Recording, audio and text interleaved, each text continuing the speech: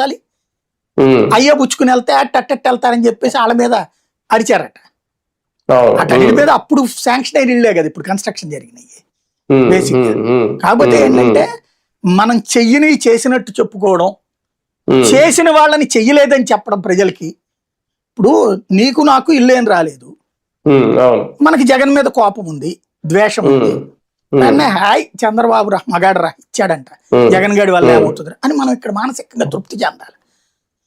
అదే తెలుగుదేశం కార్యకర్తకి అంత విషయం తెలుసు, తెలిసి నా కొడుకు భలే కొట్టాడు రా మనోడు, అది మనోడు రాజకీయం అంటే, ఇది ఫీలింగ్ కావాలా, అది లెక్క. రాజకీయమా అధికారంలో ఉండి కూడా ఇక్కడ కూడా క్రెడిట్ చౌర్యం జరుగుతుంది.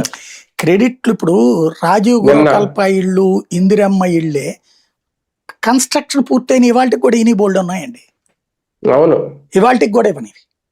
మన దరిద్రం ఏంటంటే పేదవాడికి కడుపు నిండా తిండి పెడితే వాడు బాగుపడితే రేపు మన మాట వినడు అనేటటువంటి మానసిక అహంకారపూరిత ధోరణి స్టిల్ మన ఆంధ్రాలో ఉంది.